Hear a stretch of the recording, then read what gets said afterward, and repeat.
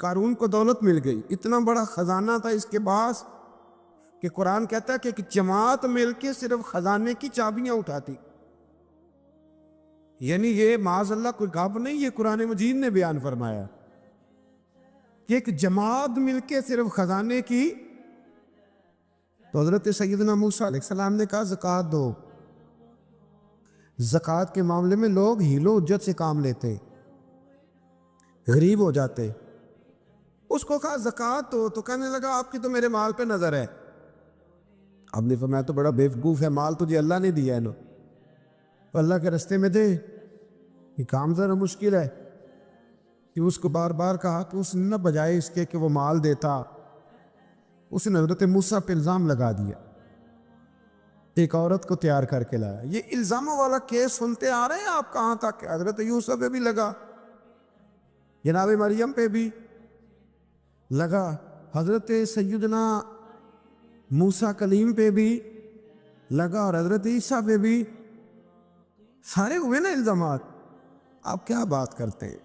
الزام لگانا، بہتان ترازی کرنا، اور ہمارے یہاں اچھی بات دل سے پھیلتی ہے، بری خبر وہ جلدی پھیل جاتی. ایک عورت کو تیار کر کے لایا معاذ اللہ تعالیٰ حضرت موسیٰ پر الزام لگانے کے لیے. اور جب وہ بی بی آپ کے سامنے لا کے کھڑی کی تو حضرت موسیٰ نے جلال فرمایا تجھے قسم ہے اللہ کی عزت کی، سچ سچ بتا معاملہ کیا ہے. تو وہ خاتون کانپنے لگی، کہنے لگی میں موسیٰ کلیم کے سامنے کیسے کھڑی ہو سکتی، مجھے تو اس نے پیسے دے کے تیار کیا، مجھے اس نے مجھے پیسے دے کے تیار کیا، اور بڑی اس نے مجھے تکلیف دی ہے. یہ جب کہا تو حضرت موسیٰ علیہ السلام رونے لگے کہ تو سارا کچھ کرتا پر میری سفید چادر پہ داغ تو نہ لگانے کی کوشش کر. آپ رونے لگے. آپ یقین کریں لوگ تکلیف دیتے ہیں بعضوں کا، ایسی بات کرتے ہیں جس کا کوئی وجود نہیں ہوتا. تو یہ کچھ لوگ کر دیتے ہیں لیکن وہ سمجھتے نہیں. کہتے ہیں آپ حوصلہ کریں، آپ درویش ہیں. حضرت موسیٰ سے بڑا درویش کون ہوگا؟ کلیم تھے نا اللہ کے، بڑا جگرا ہے نا. لیکن رو پڑے، کہنے لگے تجھے ایسا نہیں کرنا چاہیے. کہنے لگے اللہ اب اسے سزا دے. تو رب کریم نے اس کے سارے ساز و سامان سمیت اسے زمین میں دھنسا دیا. وہ زمین میں غرق ہو گیا اپنے خزانے سمیت. امام اعظم ابو حنیفہ رحمۃ اللہ تعالیٰ علیہ کچھ لوگ حسد کرنے لگے تو ایک عورت ایک دفعہ آ گئی، کہنے لگی کوئی مسئلہ پوچھنا ہے. یہ بڑا کٹھن سا معاملہ ہوتا ہے، جو آدمی جو کام کر رہا ہوتا ہے وہی روپ دھار لیتے. مسئلہ کچھ نہیں، اندر آئی تو باہر سے شور ہو گیا. لوگ آ گئے، کوتوال کو بلا لیا، معاذ اللہ امام صاحب کے پاس بی بی ہے، جیل میں لے گئے، سویرے فیصلہ کریں گے. رات کو نا ساری رات امام اعظم نے نماز پڑھی، ساری رات، اور کہنے لگے اللہ اب تو میں بوڑھا ہو گیا، اس حال میں اب ان سوالوں کا جواب دوں گا. وہ عورت بھی ساتھ بند تھی، اس عمر میں ان سوالوں کے جواب یار بڑا مشکل ہوتا ہے. اللہ اکبر. اس عمر میں امام صاحب رو رہے تھے تو اس عورت کا دل نرم ہو گیا. امام صاحب سے کہنے لگی مجھے غلطی ہو گئی، میں نے پیسے کسی سے پکڑ لیے تھے. حضور آپ تو اللہ کے نیک بندے. امام صاحب کہنے لگی اب ایک نیکی کر، کوتوال سے کہہ کہ مجھے کوئی تکلیف ہے تو میں دوا کھا کے واپس آ جاؤں گا. تو وہ کوتوال تو پہلے ملا ہوا تھا، اس نے اس کو کہا کہ مجھے کوئی تکلیف ہے میں گھر جاتی ہوں، دوا کھا کے واپس. امام صاحب نے سمجھا دیا. وہ گئی تو جو برقع اس نے پہنا ہوا تھا نا نقاب ساری عورتیں، وہ جا کے نا اس نے امام صاحب کی بیوی کو دیا. امام صاحب نے اس کو سمجھا کے بھیجا تھا. وہ برقع گھر لے گئی اور جا کے زوجہ کو ساری بات سنائی. وہ دوائی کھانے گھر چلی گئی اور زوجہ برقع پہن کے تھانے آ گئی. سویرے قاضی کے سامنے بھیج ہوئے تو کہنے لگا جی آپ اتنے بزرگ ہو کے عالم ہو کے بیوی کے ساتھ اکیلے. فرمایا میری بیوی ہے تو میں نے اکیلے ہی ہونا تھا اس کے ساتھ، اور کس نے ہونا تھا؟ جناب آپ کی بیوی. فرمایا بلاؤ میرے سسر کو، اور بلاؤ محلے کی 10-12 عورتوں کو بھی دیکھ لے. انہوں نے دیکھا تو امام صاحب کی بیوی نکل آئی. وہ جتنے تھے نا الزام لگانے والے وہ اب غور سے دیکھ رہے تھے. تو ایک کہنے لگا امام صاحب سے یہ کیا ہوا؟ فرمایا قرآن ہے وَتُعِزُّ مَن تَشَاءُ وَتُذِلُّ مَن تَشَاءُ. یہ قرآن ہے. ہونا کیا تھا؟ رب نے اپنا وعدہ سچا کر کے دکھایا ہے. تو اس نے بھی الزام لگایا، پھر سزا یہ ملی کہ وہ ہمیشہ کے لیے زمین میں دھنستا۔ دولت کون دیتا ہے؟ اللہ دیتا ہے نا، تو اگر اللہ کہے تھوڑی سی واپس بھی کرو، بندیاں دے خرچے بات جانتے تھے، تھوڑی سی واپس مانگ لے تو ہاتھ تنگ ہو جاتا ہے۔ کہ خاتون نے ایک دفعہ مجھے پیغام دیا تو میں بڑی اس کی بات سن کے مجھے عجیب لگا۔ وہ کہنے لگی کہ دوسری جگہ میری شادی ہوئی ہے، مجھے طلاق ہو گئی تھی، تو مجھے ایک تانا روز سننے کو ملتا ہے، تو اتنی اچھی ہوتی تو وہاں نہ رہ لیتی۔ تو بھئی یہ کوئی تانے والی بات ہے؟ کو ضروری ہے کہ بیوی غلط ہوتی ہے تو طلاق ہوتی ہے؟ اللہ کے محبوب علیہ السلام کی 2 صاحبزادیوں کو ابو لہب کے 2 بیٹوں نے طلاق بھیج دی تھی، کس کی غلطی تھی؟ تو آپ کیا کہہ سکتے ہیں یہاں کیوں طلاق؟ تو اتنی جلدی بات تھوڑی کر دیں گے آپ، تھوڑی احتیاط فرمائیں بولنے۔ حضرت عبداللہ ابن عباس فرماتے ہیں میرے نبی پاک علیہ السلام نے میری تربیت فرمائی، اور محبوب پاک علیہ السلام نے فرمایا عبداللہ یاد رکھنا، یہ نوجوان دوست میری بات لکھ لیں، پریشان لوگ میری بات لکھ لیں، جن کے پاس قوت فیصلہ نہیں وہ اس بات کو لکھ لیں۔ حضرت عبداللہ ابن عباس فرماتے ہیں میرے نبی پاک علیہ السلام نے مجھ سے فرمایا تھا عبداللہ سن، اگر ساری دنیا مل کے تیرا کوئی نفع کرنا چاہے، کر نہیں سکتی جب تک میرے رب کی رضا نہ ہو، اور فرمایا ساری دنیا مل کے تیرا کچھ بگاڑنا چاہے تو عبداللہ بگاڑ نہیں سکتی جب تک رب کریم کی حکمت کا تقاضا نہ ہو۔ لوگوں سے ڈرنا، لوگوں کی طرف دیکھنا، ماحول دیکھ کے اپنے راہ کا تعین کرنا، ہر بندے کے خیالات کے مطابق ڈھلنے کی کوشش کرنا، فلانا نہ ناراض ہو جائے، فلانا نہ ناراض ہو جائے، وہ جس نے ہونا ہو جائے، بس رب رسول ناراض نہ ہو۔ اپنی زندگی میں اپنے مالک کو مولا جان کے، بل اللہ مولاکم، اللہ تمہارا مولا ہے، وَهُوَ خَيْرُ النَّاصِرِينَ، وہ بہترین مددگار ہے۔ توجہ جب بھی کریں رب کی جانب کریں، اپنے دل کا قبلہ درست رکھیں، سوچوں کے زاویے سیدھے رکھیں۔ میرے بھائی، مالک جب بندوبست کر دے نا، جب مالک بندوبست کر دے، پھر ایسا بندوبست کرتا ہے کہ لوگوں کے پاس نا چارہ نہیں رہتا۔ حضرت مریم رضی اللہ تعالی عنہا پاک باز تھی، مسجد میں رہی تھی، پر مالک کی حکمت کے تقاضے بڑے عجیب ہیں نا۔ پھر جناب مریم کو اللہ تعالیٰ نے بغیر شوہر کی اولاد عطا کر دی۔ یہ بات ہی ایسی تھی، کسی نے کہا تھا کہ مخلوق تو فنکار ہے اس درجہ کے پل بھر میں سنگے در کعبہ سے بھی اصنام تراشے، تم کون ہو کیا چیز ہے داغے کبابی، لوگوں نے تو مریم پہ بھی الزام تراشے۔ تو لوگوں نے کہا کدھر سے لے آئی بچہ، تیرا باپ تو ایسا نہیں تھا، کہاں سے لے آئی؟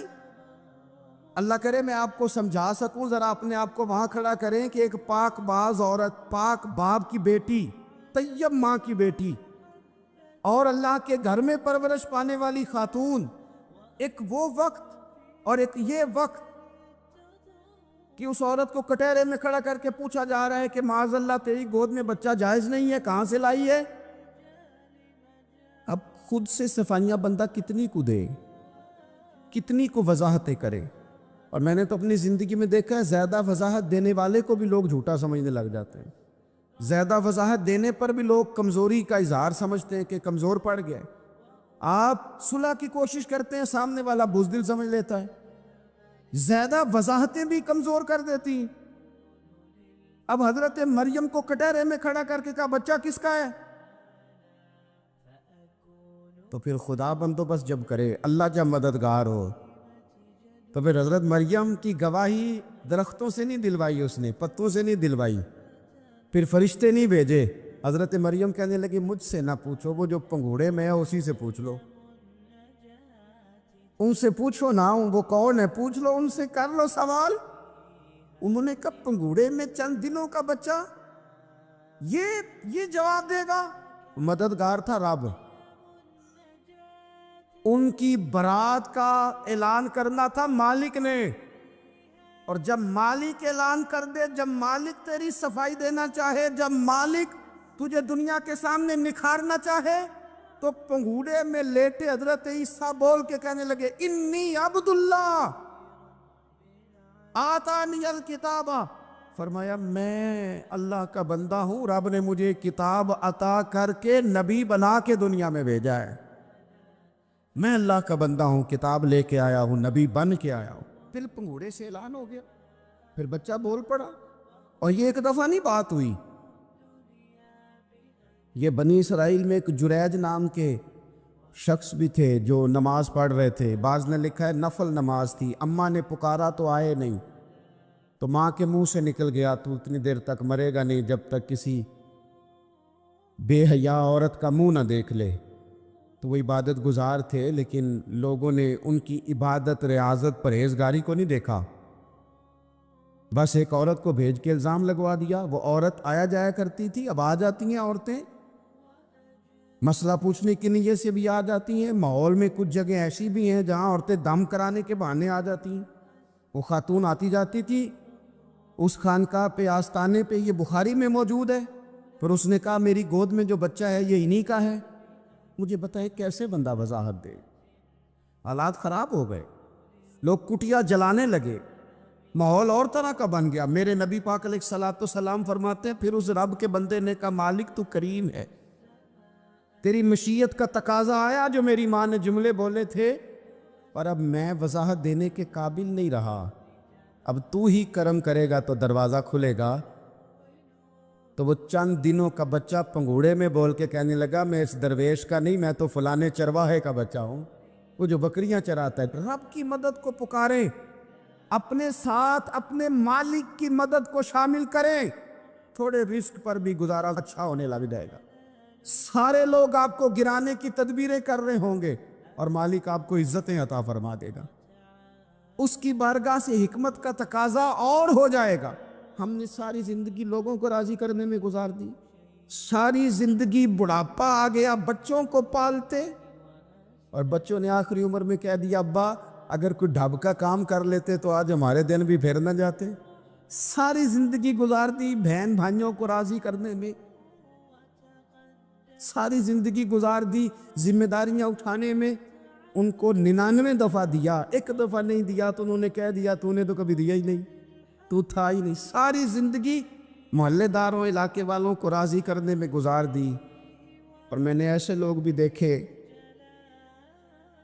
دین کے لیے وقت گزارا، لیکن جب بڑھاپے میں دانت کام نہ کرتے تھے تو وقت کے مفتیوں کو بھی مسجدوں کی کمیٹیوں نے کہہ دیا اب آپ کی سمجھ نہیں آتی، ہم نے خطیب کو یور رکھنا ہے، نہ دیکھو دنیا کی طرف، دنیا رلا دیتی ہے، نہ راضی کرو بندوں کو، بندے تھکا دیتے ہیں، نہ پیچھے بھاگو ہر وقت دنیا داروں کے، یہ انسان کو کمزور کر دیتے ہیں۔ وہ تو کریم ہی بڑا ہے، 2 آنسو زمین پر بعد میں گرتے ہیں، بندے کے گناہ سارے پہلے معاف فرما دیتا ہے۔ اللہ کی مدد کا حصول، اپنے مالک کی مدد کی طرف بڑھنا، آپ کو بدر کی جنگ بھی یہی درس دے گی، آپ کو احد کا میدان بھی یہی سبق دے گا، فتح مکہ بھی یہی سبق دے گا۔ میرے دوستو جب رب مدد فرمائے، جب اللہ مددگار بنے، دوستوں سے ایک بات اکثر کرتا ہوں، میں کہتا ہوں کہ جتنے درد سے آپ امیر کو اپنی کہانی سناتے ہیں نا، اور جس طرح آپ کے آنسو بات کرنے سے پہلے گر جاتے ہیں کہ غریب ہیں، بچیاں ہیں، کاروبار نہیں، او میرے سنگیو، اس سے آدھے آنسو اپنے رب کی بارگاہ میں بکھیرو، اس کے حضور عرض گزار ہو جاؤ، اس سے طلب کرو۔ ایک وقت انسان پر زندگی میں ایسا آتا ہے کہ اسے یوں محسوس ہوتا ہے کہ میرا سایہ بھی ذرا سا پیچھے ہٹ گیا ہے، اسے یوں لگتا ہے کہ میں کسی سہارے پہ ہاتھ ڈالتا ہوں تو وہ بھاگ جاتا ہے مجھ سے، لیکن مالک کی بارگاہ ایسی عظیم بارگاہ ہے، رب رسول کے آستانے اتنے بڑے ہیں کہ آپ جب وہاں کشکول طلب دراز کرتے ہیں تو جھولی پھیلانے میں دیر لگتی ہے، ان کو بھرنے میں تو کوئی دیر نہیں لگتی۔ ہم نے اپنا سوچ کا قبلہ ہی دنیا کو بنا لیا ہے، یہ جو اللہ والوں کی مدد ہے یہ تو ہے نہیں، اللہ ہی کی مدد ہے۔ لیکن یہ جو سیٹھوں کی طرف توجہ کرنا، نوابوں کی طرف توجہ کرنا، دنیا داروں کی طرف توجہ کرنا اور اپنا مزاج اس طرح کا بنا لینا، یارو گردن کو جھکا دیتا ہے خیرات کا پتھر، جہاں میں مانگنے والوں کے سر کبھی اونچے نہیں ہوتے۔ اور اقبال کہتے ہیں غیرت ہے بڑی چیز جہان تگ و دو میں، پہناتی ہے یہ فقر کو تاج سردارا۔ میں عرض کروں گا کہ اپنی آپ جب توجہ کا قبلہ اللہ رسول کو بنائیں گے تو رب فرماتے وَيَرْزُقْهُ مِنْ حَيْثُ لَا يَحْتَسِبُ، میں نہ تجھے وہاں سے رزق دوں گا جہاں سے کبھی تیرا گمان بھی نہیں گیا ہوگا، یہاں سے بھی مل سکتا ہے، تو نے سوچا بھی نہیں ہوگا۔ بخاری شریف میں حدیث ہے، حضرت جابر بن عبداللہ فرماتے ہیں نبی پاک صلی اللہ علیہ وسلم نے نا 300 لوگوں کا ایک لشکر روانہ کیا کسی مہم کے لیے، کسی جہاد کے لیے۔ حضرت ابو عبیدہ بن جراح رضی اللہ تعالیٰ عنہ امیر لشکر تھے۔ فرماتے غربت اتنی زیادہ تھی، بھوک اتنی زیادہ تھی کہ ایک ایک کھجور دن میں ایک وقت کھانے کو ملتی تھی، اور کچھ دن ایسے آئے کہ اب کھجور بھی نہیں مل رہی۔ فرماتے اتنی زیادہ بھوک لگی مجاہدین کو 300 بندہ پتے کھا کے گزارا ہونے لگے۔ یہ بخاری میں موجود ہے۔ آپ فرماتے کہ دریا کے کنارے ہمارا پڑاؤ تھا، ٹھہراؤ تھا، جب بھوک سے نڈھال ہو گئے نا وَيَرْزُقْهُ مِنْ حَيْثُ لَا يَحْتَسِبُ، اللہ وہاں سے روزی دیتا ہے، گمان بھی نہیں ہوتا۔ فرماتے ہیں ایک مچھلی اللہ تعالیٰ نے دریا کے کنارے بھیجی، فرماتے ہیں وہ تھی تو مچھلی پر پہاڑ جتنی تھی۔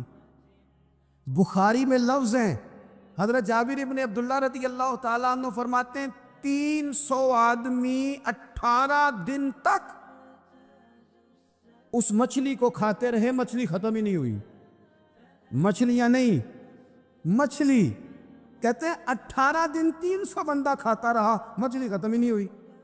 اور فرماتے ہیں کہ اس کی ہڈی نکال کے، کانٹا کہیں گے آپ اپنی زبان میں، کہتے ہیں وہ نکال کے نا تو اس کو کھڑا کیا نا جب، تو اونٹ کجاوے سمیت اس کے بیچ سے گزر جاتا تھا، 2 اس کے کانٹے جوڑے۔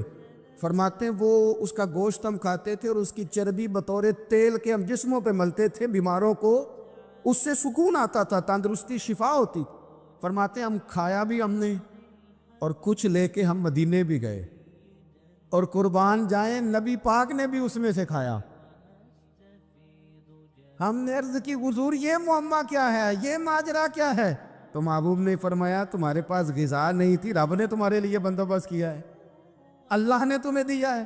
مکان شروع کر لیا، ایک صاحب نے مکان بنانے لگے، آپ وہ حساب لگا رہے ہیں، کہتے ہیں میرے پاس اتنے پیسے ہیں، اتنے میں نے فلانے دوست سے کہنا ہے اس نے دے دینے، اتنے فلانے رشتہ دار سے کہنا ہے اس نے دے دینے، اتنے فلانے سے کہنا ہے اس نے دے دینے۔ یہ ساری کاپی بنا کے مکان شروع کر لیا۔ جو روز کہتا تھا نا کوئی حکم ہو جاتے دسی، سب سے پہلے اس کو کہا میاں پیسے چاہیے دین، وہ کہندا ہو کل ہی منڈا ٹوریا ہے، کدے تو پرسوں 10 داتے لب جانے سن۔ میں آپ کو اپنے تجربے کی بات بتا رہا ہوں۔ یہ لوگوں کا خیال ہوتا ہے نا کہ آپ سٹارٹ کریں فلانا کام، ہم آپ کے ساتھ ہیں، اللہ کا ہی کوئی نظام ہے، وہ بالکل بھی نہیں ساتھ ہوتے۔ لیکن ایسا نہیں ہے کہ کوئی ساتھ نہیں ہوتا، اللہ تعالیٰ بڑے اسباب پیدا کرتا ہے، وہاں سے دیتا ہے جہاں سے گمان بھی۔ ہمارا یہ ذہن بن جاتا ہے ہم ساری اپنے حساب سے چلتے، اتنے رشتہ داروں سے، اتنے کون آپ کے ساتھ چلے گا، سوال ہی نہیں پیدا ہوتا۔ یہ سارے کام چھوڑ کے سب سے پہلے 2 رکعتیں پڑھو، اپنے رب کی بارگاہ میں، رسول کائنات کی بارگاہ میں گزارشات اور استغاثے پیش کرو، وہاں سے خیر طلب کرو۔ دنیا دار کیا دیں گے، کیا دے سکتے ہیں، کیا حیثیت ہوتی ہے کسی؟ اللہ کہتا ہے وہاں سے دوں گا۔ تو جو اللہ مال دے وہ لینا چاہیے کہ رشتہ داروں کا مال دیکھنا چاہیے؟ جو اللہ دے وہ لینا چاہیے کہ سیٹھوں نوابوں کی جیبیں دیکھنی چاہیے؟ جو اللہ دے وہ قبول کرنا چاہیے یا دیکھنا چاہیے کون سا آدمی کہاں پہنچ گیا؟ چھوڑو، اپنی مٹی پہ چلنے کا سلیقہ سیکھو۔ کسی کے سنگ مرمر پہ چلو گے تو پھسل جاؤ گے۔ مدد اللہ سے چاہیں، اپنی توجہات کا مرکز رب رسول کی ذات پر بنائیں، پھر آپ محسوس کریں گے کہ بڑی جلدی اللہ تعالیٰ کی مدد آنے لگی ہے۔ کبھی آپ صرف کہہ دیں نا میرا رب میرے ساتھ ہے، اس لفظ میں اتنی طاقت ہے کہ دشمن ویسے زہر ہو جاتا ہے۔ زندگی میں کسی سے بھی لڑائی ہو اچھی طرح سوچ لیں کہ اللہ اس طرف ہے یا اس طرف ہے۔ اگر آپ زیادتی پہ ہیں تو پھر رب مظلوم کی جانب ہے۔ اگر اللہ کی مدد آپ کے ساتھ ہے تو دنیا کی کوئی طاقت آپ کو گرا نہیں سکتی، اور اگر آپ مظلوم کے مقابلے میں ظالم بن کے آپ کھڑے ہو گئے ہیں اور آپ نے رویہ وہ اختیار کیا ہے کہ جس میں مدد نہیں آئے گی، تو پھر یاد رکھ لیں کہ آپ کوئی بھی ہیں، کہاں بھی ہیں، آپ کمزور ہیں۔ طاقتور تھے ابتدائے اسلام میں، ظاہری طاقت تھی کفار مکہ کے پاس، وہ ڈنڈوں سے مارتے تھے غریبوں کو، ان کے ہاتھوں میں ڈنڈے تھے، پر خدائی طاقت ان مظلوموں کے ساتھ تھی۔ صاحب زرقانی نے لکھا ہے، حضرت زنیرہ رضی اللہ تعالیٰ عنہ ایک لونڈی ہیں، غریب ہیں، ماڑے دا کی کام محمد نس جانا یا رونا، غریب سادی بی بی اور لونڈی کنیزہ، ایک مشرک کی کنیزہ تھی، انہوں نے کلمہ پڑھ لیا، وہ ڈنڈوں سے مارتا، دروں سے مارتا، تکلیف دیتا۔ حضرت زنیرہ رضی اللہ تعالیٰ عنہ کو اتنا مارا، اتنا مارا۔ اب آپ ایک اور پہلو پر بھی غور کریں، مار بھی پڑ رہی ہے پر خدا ادھر ہی ہے، اللہ کی مدد ادھر ہی ہے۔ رب کہتا ہے کہ پہلے تو صبر کرنا، ان اللہ مع الصابرین، تو صبر کرے گا تو پھر رب کی معیت ملے گی، ذرا ٹھہرنا، تو تھوڑا ڈٹنا۔ ان الذین قالوا ربنا اللہ ثم استقاموا تتنزل علیہم الملائکہ، تو کہے اللہ میرا رب ہے، پھر تو پہلے ڈٹ، پہلے تو نے ڈٹنا ہے۔ ثم استقاموا، جو ڈٹ گیا، تتنزل علیہم الملائکہ، ڈٹنے والے کے لیے مدد آتی، پہلے تھوڑا ٹھہرنا پڑتا ہے، پہلے تھوڑا صبر کرنا پڑتا ہے، حوصلہ کرنا پڑتا، اس کے بعد مدد آتی۔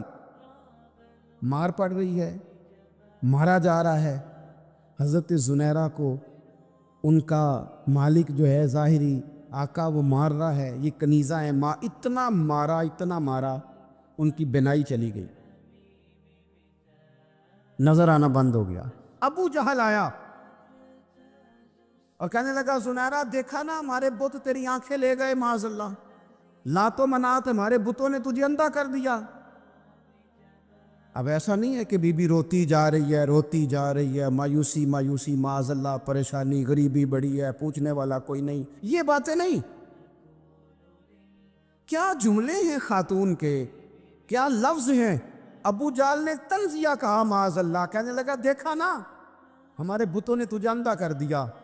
تو جناب زنیرہ آنکھوں کی بینائی گئی ہے، رات کو گئی ہے، دکھ ابھی تازہ ہے، لیکن اللہ پہ جو توکل ہے، اپنے مالک سے جو رشتہ ہے وہ اتنا مضبوط ہے، اتنا طاقتور ہے، اس میں اتنی گہرائی ہے کہ حضرت زنیرہ بول کے نا اتنی قوت سے بولی، اتنی طاقت سے بولی کہ پورے کفر پر لرزہ طاری ہو گیا۔ فرمانے لگی تمہارے بتوں کی کیا اوقات ہے کہ وہ میری بینائی لے جائیں، یہ میری رب کی حکمت کا تقاضا ہے۔ جب تک اس نے چاہا زنیرہ دیکھتی رہی، اور جب اس نے چاہا زنیرہ کی آنکھوں کی بینائی چلی گئی، اور اگر وہ چاہے گا نا تو بینائی واپس بھی کر دے گا۔ اگر ہو ذوق یقین پیدا تو کٹ جاتی ہیں زنجیریں، اگر وہ چاہے گا تو بینائی آ بھی جائے گی۔ حضرت زنیرہ نے رات کو یہ لفظ کہے، ابو جال اور سارے کفار ڈر کے سن کے چلے گئے، آپ اطمینان سے آ کے بستر پہ سوئی۔ جب سویرے اٹھی تو اللہ نے آنکھوں کی روشنی واپس کر دی تھی، آنکھوں کی اب چھڑی پکڑی ہے، بازاروں میں گھومتی ہے، کہتی ہیں بلاؤ کدھر ہے تمہارے لات و منات، دیکھو میرے رب نے روشنی واپس کر دی۔ آ کر میرے ساتھ ادھر آ، ستمگر ہنر آزمائیں، تو تیر آزما ہم جگر آزمائیں۔ بیمار لوگوں یاد رکھو، کہہ دیا ڈاکٹر نے کہ تو بڑا بیمار ہے، تو بڑا کمزور ہے، یہ ہو گیا وہ ہو گیا، تو ڈاکٹر اپنے علم کے مطابق بات کر رہا ہے، ہوگا تو وہ جو میرا رب چاہے گا۔ کمزور ہو جانا، پریشان ہو جانا، تکلیف میں آ جانا، پتہ نہیں بات ہو گئی ہے تو جانے کیا ہو جائے گا۔ اپنی زندگی کے اندر اپنے رب سے رشتہ مضبوط کرے، رسول کائنات سے رشتہ مضبوط کرے، اللہ والوں سے رشتہ مضبوط کرے۔ حضرت زنیرہ نے پیغام دیا کہ زندگی میں جو جینا چاہتے ہیں تو وہ رب کا نام لے کے جی سکتے ہیں، جو اپنی زندگی میں خوشیاں دیکھنا چاہتے ہیں تو رسول اللہ کے نام پر خوشیاں دیکھی جا سکتی ہیں. توکل کی بنیاد پر بندہ خوشیاں لے سکتا ہے. اور اگر انسان میں توکل نہیں ہے تو پھر وہ اس کالے جادو سے بھی ڈر رہا ہے, وہ نیلے سے بھی ڈر رہا ہے, وہ پیلے سے بھی ڈر رہا ہے, وہ فلانے سے بھی ڈر رہا ہے, وہ میرے خلاف فلانا رشتہ دار سازش کر رہا ہے تو ڈر رہا ہے, فلانا میرے بارے میں یہ کر رہا ہے تو ڈر رہا ہے, وہ پتہ نہیں دنیا ادھر ہو جائے گی تو کیا ہو جائے گا, اٹھ باندھ کمر کیوں ڈرتا ہے, پھر دیکھ خدا کیا کرتا ہے. تو اس ساری گفتگو کا نچوڑ آپ کو یہ عرض کیا ہے. سب سے پہلے تو یہ کہ میدانوں میں مدد بھی اللہ کی, رزق میں مدد بھی اللہ کی, فصلیں خشک ہوں تو مدد پھر بھی اللہ کرے تو پھر ساری مدد, اور اگر انسان بیمار ہو تو پھر بھی مدد اللہ کی. تو اپنے اللہ کی جانب توجہ کو بڑھائیں, آپ اللہ سے مدد کے سوالی بنیں. ترمذی کی ایک حدیث ہے, میں آپ کو زندگی کا تجربہ بتاتا ہوں کہ جب میں بڑا پریشان ہوتا ہوں تو یہ والی روایت کھول لیتا ہوں, مزہ دیتی ہے. میرے نبی پاک علیہ السلام نے فرمایا اپنے دکھ سیٹھوں نوابوں کو نہ کہنا,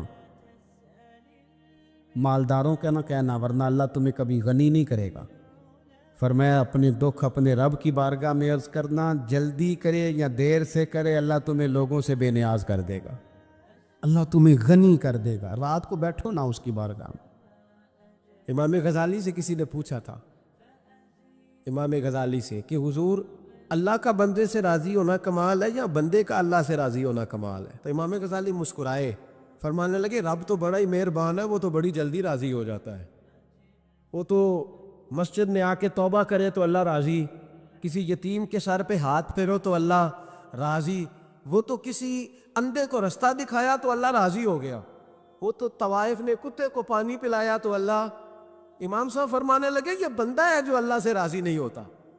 جس کے پاس اولاد نہیں وہ کہتا ہے چلو ایک بیٹی مل جائے تو میں راضی ہوں, بیٹی مل گئی تو کہتا اب ایک بیٹا بھی ملے تو پھر راضی ہوں, پھر کہتا ہے یہ دونوں اچھی تعلیم حاصل کر لے تو پھر میں راضی ہوں, پھر کہتا ہے یہ بہت زیادہ پیسے کمائے تو پھر میں راضی ہوں.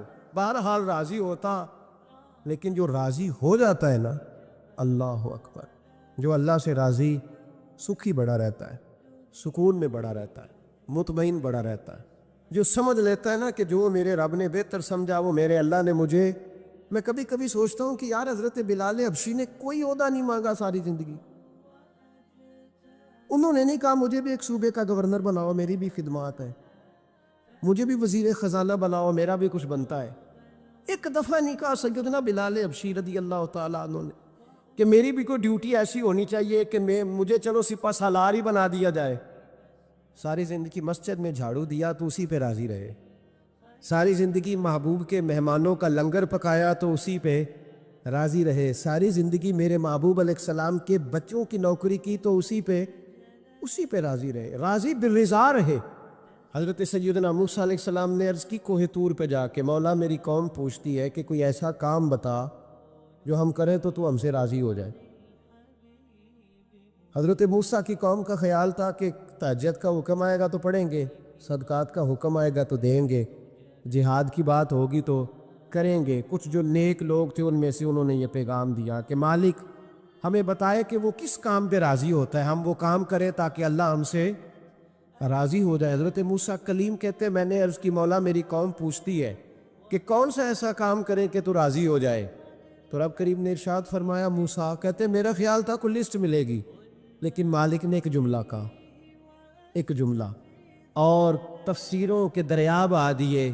عرش کے مالک نے فرمایا موسیٰ ان سے کہو جا کے کہ وہ مجھ سے راضی ہو جائے, میں ان سے راضی ہو جاؤں گا, مجھ سے راضی ہو جائے. بندے اللہ سے راضی ہی نہیں راضی ہوتے, اللہ کی رضا پہ راضی رہیں, مالک کے فیصلوں میں اپنے دل میں کوئی بوجھ محسوس نہ کریں, اپنی زندگی اللہ کے فیصلوں. دیکھیں نا, جو ماں باپ اللہ نے بڑے اچھے سمجھے وہ ہمارے لیے پسند کی, وہ اللہ نے ہمارے لیے جو اس نے ہمارے حق میں بڑے, جو بہن بھائی, اللہ کرے آپ کو سمجھ آئے, جو بہن بھائی اس نے ہمارے حق میں بڑے اچھے سمجھے وہی بہن بھائی اس نے ہمیں عطا کیے. جس بیوی کو اس نے ہمارے گھر کے گلشن میں بہتر سمجھا اس کو لا کے اس نے ہمارے آنگن میں بٹھایا, اور جو اولاد اس نے ہمارے لیے باعث افتخار سمجھی وہ اولاد اس نے ہمیں عطا فرمائی۔ حضرت نوح علیہ السلام کا بیٹا کافر ہو گیا، پر کسی جگہ انہوں نے شکوہ نہیں کیا کہ مالک یہ کافر کیوں ہوا۔